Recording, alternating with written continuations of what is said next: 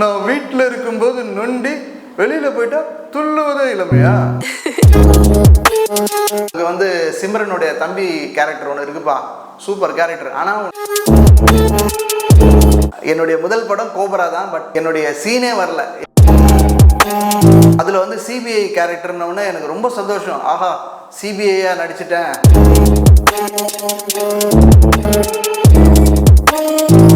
Assistant director, இந்த manager எல்லாம் வந்து ரவுண்ட் டேபிளில் வந்து உட்காந்தாங்க. சார் நீங்கள் செலக்ட் ஆகிட்டீங்க, ஃபர்ஸ்ட் நீங்கள் தான். சரி சார், ஓகே சார். ஒன்றும் இல்லை, ஒரு நீங்கள் சூதானமாக போனோம். இந்த சினிமா துறையில் வந்து கால் வைக்கிற இடம்லாம் கண்ணி வெடின்றாங்க இல்லையா? நாம நல்லா இருக்கணும்னா 2 பேர் இல்லை 4 பேரையும் போட்டு தரலாம். பாயிண்ட் ஆஃப் வியூ நேயர்கள் அனைவருக்கும் வணக்கம். என் பேர் கோட்டிஷா. நான் இது வரைக்கும் ஒரு 2 படம் பண்ணியிருக்கேன். முதல் படம் வந்து டபுள் டக்கர்.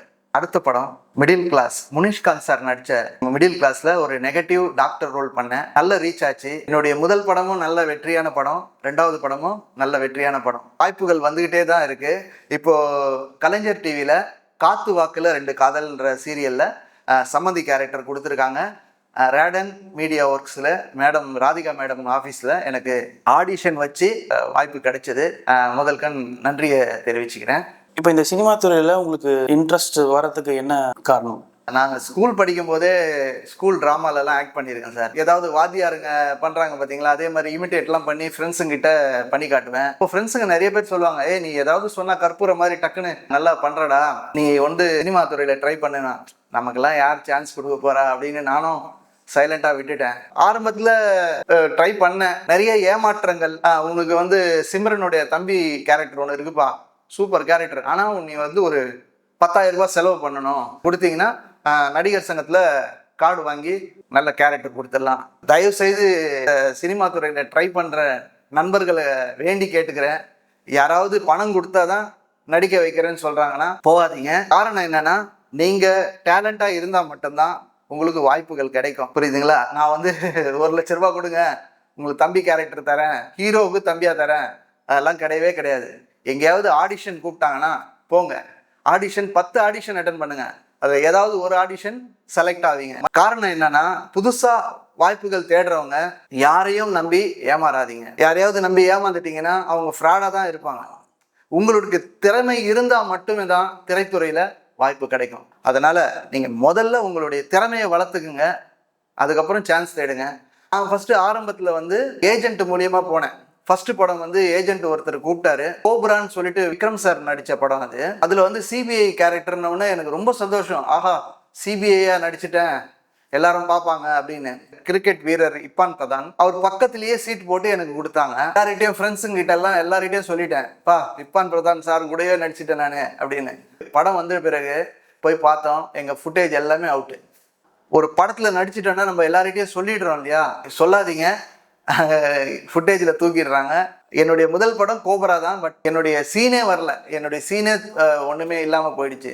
ஏஜென்ட்டில் போனால் ஜூனியராக போயிட்டு இருந்தேன், போகிறத விட்டுட்டேன். என்ன காரணம்னா, ஜூனியராக போனோன்னா நம்ம அவுட் ஆஃப் ஃபோக்கஸ் ஆகிடுறோம். அதே மாதிரி நம்ம வந்து ஒரு பர்ஃபார்மன்ஸ் பண்ணுற எந்த ஒரு வேலையும் வரதில்லை. ஆடிஷன் போகணும், அவங்க சொல்கிற கேரக்டரு என்ன இருக்குதோ அதை நடித்து காட்டணும்.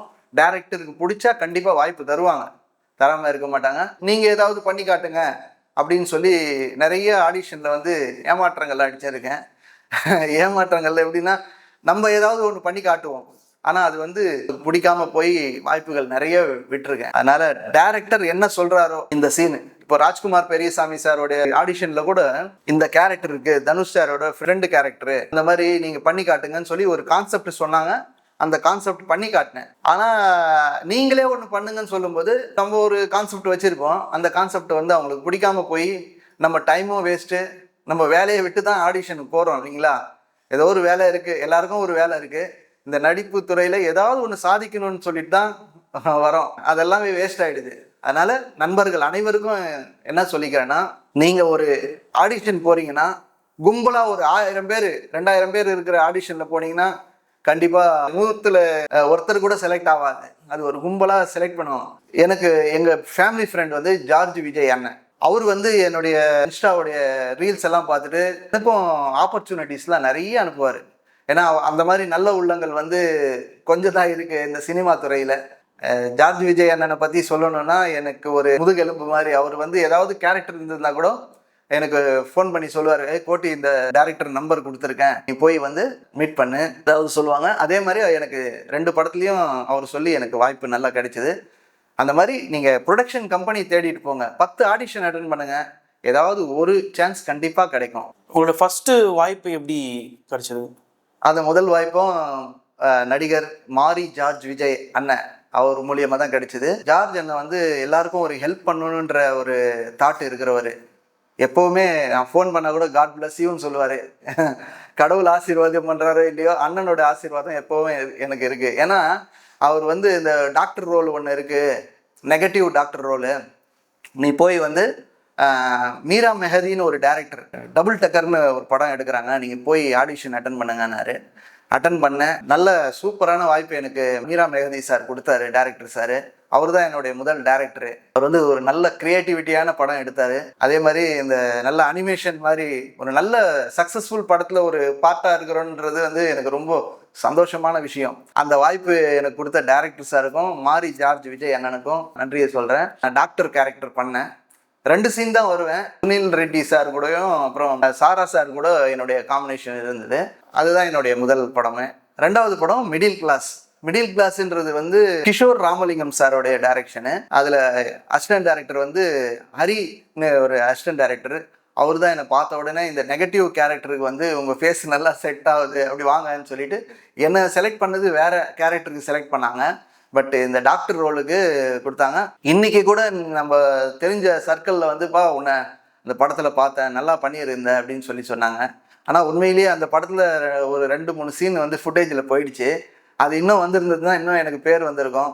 இருந்தாலும் முயற்சியை கைவிடாமல் ட்ரை பண்ணிகிட்டே இருந்தேன். இப்போது காத்து வாக்கில் 2 காதல் கலைஞர் டிவியில் போயிட்டு இருக்கு, நல்ல சக்ஸஸ்ஃபுல்லாக போயிட்டு இருக்கு. அந்த சீரியலில் வந்து சம்மந்தி கேரக்டர் வந்து கொடுத்தாங்க. ஆனால் அது வந்து கொஞ்சம் ஏஜ்டான ரோல் தான். இருந்தாலும் பரவாயில்ல, ராதிகா மேடமோட ஆஃபீஸு ரேடன் மீடியானும் போது நம்ம அடுத்தடுத்து நமக்கு சான்ஸ் வந்துக்கிட்டே இருக்கும். அதனால சரி பரவாயில்ல, ஏஜ்டு கேரக்டராக இருந்தாலும் பரவாயில்லன்னு சொல்லிட்டு நான் அந்த கேரக்டர் ஒத்துக்கிட்டேன். இப்போ நீங்கள் அந்த ஆடிஷன்ஸ்லாம் நிறைய அட்டன் பண்ணுன்னு சொன்னீங்கல்ல, இதில் வந்து நிறைய உண்மையான ஆடிஷன்ஸும் நடக்கும், நிறைய ஸ்கேம்ஸும் நடக்க வாய்ப்பு இருக்குது. அதில் ஏதாவது உங்களுக்கு அனுபவம் இருக்கா? சார் நிறைய இருக்குது சார். நான் வந்து 2019லேருந்து நான் ஆடிஷன்ஸ் அட்டன் பண்ணுறேன். எனக்கே தெரிஞ்சிடும். ஒரு பேர் சொல்ல விரும்பலை. ஒரு இடத்துல வந்து ராம் தேட்டருக்கு எதிரில் வந்து ஒரு ஆஃபீஸ் ஒன்று போட்டிருந்தாங்க. அந்த ஆஃபீஸ்க்குள்ளே போகிறோம், நான் என் ஃப்ரெண்டு எல்லாமே அதான் ட்ரை பண்ணுறது. உள்ளே போகிறோம், ஆடிஷன் வச்சாங்க, எல்லாம் பண்ணாங்க. பண்ணிவிட்டு அசிஸ்டன்ட் டைரக்டரு இந்த மேனேஜர் எல்லாம் வந்து ரவுண்ட் டேபிளில் வந்து உட்காந்தாங்க. சார் நீங்கள் செலக்ட் ஆகிட்டீங்க, ஃபஸ்ட்டு நீங்கள் தான், சூப்பராக பண்ணிட்டீங்க. சரி சார், ஓகே சார். ஒன்றும் இல்லை, ஒரு நீங்கள் காஸ்டியூமுக்கு வந்து நீங்கள் தான் செலவு பண்ணணும், ஒரு 5000 வந்து இப்போதைக்கு நீங்கள் கட்டிவிடுங்க அப்படின்னாங்க. நான் ஏன் சார் 5000 கொடுக்கணும், எனக்கு பேமெண்ட்டு வந்து கம்மியாக கொடுத்தீங்கனாலும் பரவாயில்ல, ஆனால் நான் ஏன் சார் தரணும் சொல்லிட்டு சட்டுன்னு நான் எழுந்துட்டேன். எனக்கு பிடிக்கல. அதுக்கப்புறம் ஒரு வாரம் கழித்து ஃப்ரெண்டு இன்னொருத்தரும் ஆடிஷன் போயிருக்கான். அந்த ஆஃபீஸ் இல்லவே இல்லை. புதுசாக ஒன்றும் தெரியாமல் சினிஃபீல்டில் ஏதாவது ஒரு சான்ஸில் நடிச்சிட முடியுமான்னு உள்ளே வராங்க பார்த்தீங்களா பசங்க. அவங்களுக்கெல்லாம் சொல்லிக்கிறது என்னன்னா, கரெக்டான ஆளுங்களை தேர்வு செய்யுங்க. சினிமா கம்பெனி தானான்னு பாருங்கள். ஏன்னா ஃப்ராடுங்க நிறைய இருக்காங்க. அந்த மாதிரி ஆளுங்கிட்ட ஏமாந்துடாதீங்க. என் அனுபவம் நிறைய இருக்குது, நிறைய இழப்பும் இருக்குது, நிறைய சக்ஸஸும் பார்த்துருக்கேன். ஏன்னா என்னுடைய அனுபவம் வந்து ஒரு 5 வருஷம்தான். ரொம்ப சூதானமாக போனோம். இந்த சினிமா துறையில் வந்து கால் வைக்கிற இடம்லாம் கண்ணி வெடின்றாங்க இல்லையா, அந்த மாதிரி இருக்கும். சூதானமாக போங்க. கேஸ்டிங் டைரக்டர் யாருன்னு பார்த்துட்டு போங்க. மணி சார் வந்து கேஸ்டிங் டைரக்டரு. அவரும் நல்ல படத்துக்கெல்லாம் என்னை வந்து கேரக்டராக செலக்ட் பண்ணுறாரு. அடுத்தது ரிக்கி ப்ரோன்னு ஒருத்தர் இருக்கார். அவரும் நல்ல கேரக்டர் இருந்தால் மட்டும்தான் கால் பண்ணுவாங்க, இந்த மாதிரி போங்க அப்படின்னு. பன்னீர்னு ஒருத்தர், அவரும் வந்து டிபி கஜேந்திரன் சாரோட அசிஸ்டண்ட்டாக இருந்தவர். அவரும் எனக்கு ஹெல்ப் பண்ணிட்டு இருக்காரு. இப்போ நீங்கள் வந்து உங்களுக்கு ஒரு 2 படம் அனுபவம் இருக்குல்ல, இந்த மாதிரியான கேரக்டர்ஸ்லாம் நான் பண்ணணும்னு விருப்பப்படுறேன், இந்த மாதிரி ஏதாவது ஃபியூச்சரிஸ்டிக்காக இந்த மாதிரி பண்ணணும், இந்த டேரக்டர் கீழே ஒர்க் பண்ணணும், அந்த மாதிரி ஏதாவது ஐடியா இருக்கா? சார் அப்படி கிடையாது சார். ஒரு நடிகனுக்கு எந்த கேரக்டர் கொடுத்தாலும் அந்த கேரக்டராக நம்ம மாறணும். காரணம் என்னன்னா, நான் சொன்னேன் இல்லைங்களா, எனக்கு ஏஜே 40 தான் வருது. காத்து வாக்கில் 2 காதல்னா 60 வயசு கேரக்டர் கொடுத்துருக்காங்க. ஒரு பையனோட அப்பாவா கொடுத்துருக்காங்க. அதெல்லாம் நான் பார்க்கறதே இல்லை சார். கேரக்டரா நம்ம நெகட்டிவா பண்றோமா நெகட்டிவ், பாசிட்டிவா பண்றோமா பாசிட்டிவா போயிடணும். என்னன்னா டைரக்டரோட மைண்ட்ல ஒரு கேரக்டர் வந்து உருவாயிருக்கும். அந்த கேரக்டரை நம்ம அப்படியே வெளிப்படுத்தினாதான் அந்த கேரக்டருக்கு உயிர் வரும், தொடர்ந்து நம்மளுக்கு வாய்ப்பும் வரும். ட்ரீம் ரோல்னு ஒன்று இருக்கும்ல, ட்ரீம் ரோலு எப்படி சார் சொல்றது, எனக்கு எல்லா ஹீரோ கூடயும் ஃப்ரெண்டு மாதிரியும் தனுஷ் சார் இருக்காரு, கார்த்தி சார் இருக்காரு, அவருடைய ஃப்ரெண்ட்ஸாக நடிக்கணும்னு ஆசை இருக்குது. அதே மாதிரி என்னை நிறைய பேர் சொல்லுவாங்க, சார் உங்களை பார்த்தா ஆர்ஜே பாலாஜி சார் மாதிரியே இருக்குது அப்படின்னு சொல்லுவாங்க. சரி, அவருடைய தம்பி மாதிரியாவது கேரக்டர் ஏதாவது கிடைக்குமான்னு நானும் ட்ரை பண்ணிட்டு இருக்கேன். கிடைக்கல. பெரிய டேரக்டருங்க கூட கிடைக்கும்னு நான் நம்பிக்கையாக இருக்கிறேன். நான் ஒரு ஆக்டராக இருக்கீங்க இந்த சினி ஃபீல்டில். நீங்கள் ஒரு ரசிகராக ஃபர்ஸ்ட் டே ஃபர்ஸ்ட் ஷோ அப்படின்னு நான் பார்ப்பேன் அப்படின்ற ஒரு ஆக்டரை பற்றியோ இல்லை ஆக்ட்ரஸ் பற்றியோ நீங்கள் சொல்லலாம். எனக்கு என்னுடைய ரொம்ப பிடிச்ச நடிகரே தளபதி விஜய் தான். அவருடைய பாடி லாங்குவேஜை நான் நடித்து காட்டி நிறைய பண்ணியிருக்கேன். அந்த மாதிரி பாடி லாங்குவேஜில் நடிக்கும்போது ஒருத்தரை இமிட்டேட் பண்ணக்கூடாதுன்னு சொல்லுவாங்க இல்லையா, நான் இமிட்டேட் பண்ணுற மாதிரி நிறைய நடிச்சிட்டேன். என் ஃப்ரெண்ட்ஸுங்கெல்லாம் சொல்லுவாங்க, ஏய் விஜய் சார் மாதிரி பேசுகிறா அப்படின்னு சொல்லுவாங்க. அந்த டைமில் விஜய் சாரோடைய வாய்ஸ் ஒரு லவ்லி வாய்ஸ் எப்படி இருக்கும் அந்த மாதிரிலாம் பேசி காட்டு மிமிக்ரி தான் ஃபஸ்ட்டு நான் பண்ணிட்டு இருந்தேன். பண்ணும்போது உனக்குள்ளே ஒரு கலைத்துறை இருக்குடா, எப்படியான்னு ட்ரை பண்ணு, நீ நல்லா வருவேன் ஃப்ரெண்ட்ஸுங்கெல்லாம் நிறைய போஸ்ட் பண்ணுவாங்க. அதோட நிலைமை தான் நான் ஒரு 2 படம் பண்ணி வந்திருக்கேன். விஜய் சாரோட வாய்ஸ் எப்படி எடுப்பேன்னா, அவர் இந்த பூவே உனக்காக எல்லாம் அவர் வாய்ஸ் பேசியிருப்பாரு. ஏய் நான் வீட்டில் இருக்கும்போது நொண்டி வெளியில் போயிட்டா துள்ளுவதே இளமையா அப்படின்னு பேசுவார். அந்த மாதிரி அவருடைய வாய்ஸை பேசுவேன். அப்புறம் அஜித் சாரோட வாய்ஸ் பேசுவேன். ஃப்ரெண்ட்ஸுங்கள்லாம் நல்லா கலாய்ப்பேன் அவங்க வாய்ஸ்லேயே. ஏய் சரித்திரத்தை கொஞ்சம் சுற்றிப்பாரு, அது சொல்கிறது ஒன்று தான், நாம நல்லா இருக்கணும்னா 2 பேர் இல்லை 4 பேரையும் போட்டு தரலாம் அப்படின்னு அவங்களெல்லாம் கலாய்ப்பேன் அஜித் சார் வாய்ஸில். அப்புறம் ரகுவரன் சார் எனக்கு ரொம்ப பிடிக்கும். அவரை மாதிரி கேரக்டர்ஸ் பண்ணணும்னு எனக்கு ரொம்ப ஆசை. ஏன்னா அவர் multi talent. Raghuvaran sir multi talent. அவர் வில்லனாகவும் பண்ணுவார், கேரக்டராகவும் பண்ணுவார். நிழல்கள் ரவி சார் அந்த மாதிரி ஒரு சினிமாவில் ஒரு பேர் எடுக்கணும்னு எனக்கு ரொம்ப ஆசை. இப்போ விஜய் இருக்கார்ல, ஆக்டர் விஜய் இப்போ அரசியலுக்கு வந்திருக்காரு. இருந்து கொஞ்சம் நிறைய குழப்பங்களும் ஒரு பக்கம் போயிட்டு இருக்கு. ஒரு கட்சியையும் அவர் அரசியலுக்கு வந்ததையும் இந்த குழப்பங்களையும் நீங்க எப்படி பாக்குறீங்க? அவர் பண்ணது பெரிய விஷயம் சார். இப்போ நானே ஒரு வேலையில இருக்கிறேன். அந்த வேலையை விட்டுட்டு இப்போ சினிமா துறையில ஃபுல்லா ட்ரை பண்ணணும்னா என்னால் முடியாது. என்ன காரணம்னா வீட்டில் ஒரு கமிட்மெண்ட் இருக்கு.